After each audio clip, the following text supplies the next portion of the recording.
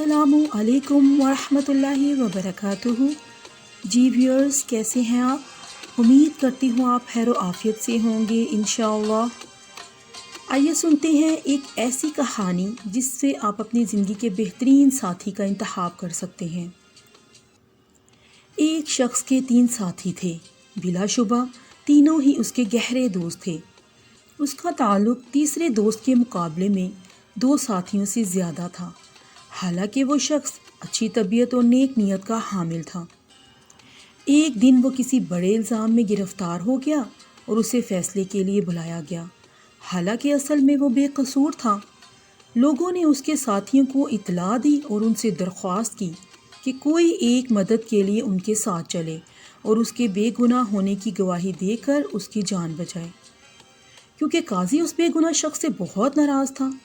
इन तीनों साथियों में से एक ने मुआज़रत की और कहने लगा, मुझसे मुमकिन नहीं कि यहाँ मैं तुम्हारा साथ दूँ, क्योंकि मेरे और भी बहुत से रिश्तेदार हैं। दूसरा साथी उसके साथ चलने को राज़ी हो गया और उसे अदालत के दरवाजे तक छोड़ आया। फिर हाकिम के गुस्से से डरे हुए उसने भी आगे जाने से मुआज़रत कर ली, जबकि उसका तीसरा साथी, जिसकी तरफ उसकी इतनी ज़्यादा तवज्जो न थी, उसी ने उसका साथ दिया और अंदर तक उसके साथ गया। जब वो शख्स हाकिम के सामने पेश किया गया और उसका साथी आगे बढ़ा और उसके हक़ में गवाही दी, काजी ने उसकी गवाही को कबूल किया और उसे बरीउल ज़िम्मा कर दिया। बस इस कहानी में तीनों साथियों से मुराद उसका माल, उसकी औलाद और उसके अमाल हैं, और हर इंसान की ज़िंदगी के साथी ये तीनों ही होते हैं। उसका माल, उसके अहलो अयाल और उसके अमाल। जब इंसान की रूह कब्ज़ की जाती है तो वो आदिल बादशाह के दरबार में हाजिर होता है, तो उसका माल, जो उसके ख़्याल में उसका बेहतरीन साथी था, वो उसे छोड़ देता है, और अज़ीज़, रिश्तेदार, दोस्त, अहबाब वो उसके साथ कब्र तक जाते हैं और उसे वहीं छोड़कर अपने घरों को लौट जाते हैं। जबकि उसके वो अमाल जिसका उसे इल्म ही ना था, उनके करने में उसे आखिरत में क्या जज़ा मिलेगी, वो उसे उस वक्त तक नहीं छोड़ते जब तक वो रब्बुल आलमीन के सामने ना खड़ा हो जाए। फिर ये दोस्त अपने साथी के हक़ में गवाही देता है और अल्लाह तबारक व तआला उसे अपनी रहमत के साए में जन्नत में जगह अता फरमाते हैं।